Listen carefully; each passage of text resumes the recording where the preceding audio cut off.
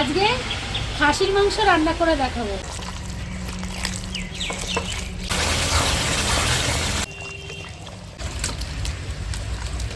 নমস্কার, গীতিকার রান্নাঘরে আপনাদের সকলকে স্বাগত জানাই। আশা করি আপনারা সকলে ভালো আছেন। আবার নতুন একটি পর্ব নিয়ে আপনাদের সামনে হাজির হয়ে গেছি। আজকে খাসির মাংস রান্না করে দেখাবো একদম প্লেন ভাবে। এখানে দেখুন আমি 700 গ্রাম মাংস নিয়ে নিয়েছি। মাংসটা আমি ম্যারিনেট করে নেব। হলুদ, লঙ্কার গুঁড়ো দিয়ে দিচ্ছি। দেখুন আমি এখানে মশলাটা করে নিয়েছি। আদা, রসুন, জিরে, ধনে আর দুটো তিনটে লাল লাল দেখে লঙ্কা আমি একসাথে পেস্ট করে নিয়েছি। এবার আমি এই পেস্টটা দিয়ে দিচ্ছি। সর্ষের তেল দিয়ে দেবো। আমি আমার পরিমাণ মতন দিচ্ছি। কাশ্মীরি লঙ্কার গুঁড়ো দিয়ে দিচ্ছি। তেজপাতা দিয়ে দিচ্ছি। পেঁয়াজ দিয়ে দিচ্ছি।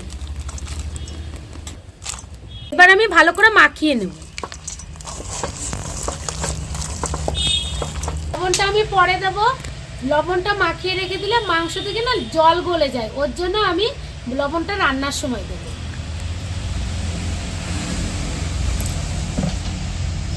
তেলটা কম হয়ে গেছিল, আর একটু দিয়ে দিলাম।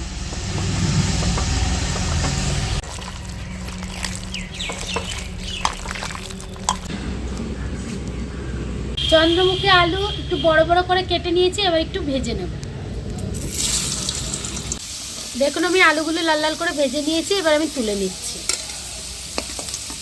খাসির মাংসে জিরে ফোড়ন দিয়ে আপনারা দেন কিনা আমাকে কমেন্ট করে জানাবেন। এরপর আমি টমেটোগুলো দিয়ে দিচ্ছি।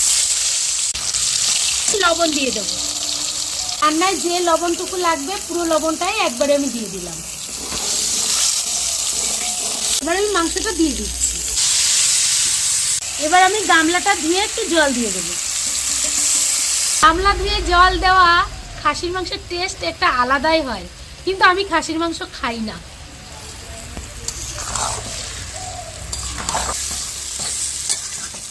একটু ঢেকে দেব।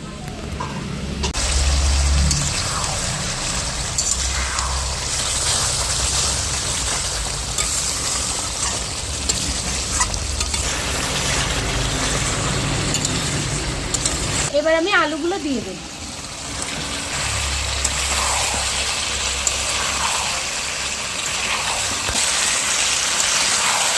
দেখুন তেল ছেড়ে দিয়েছে।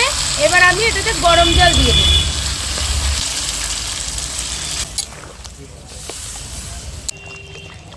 রান্নাটা হয়ে গেছে, এবার আমি গরম মশলা দিয়ে দেব।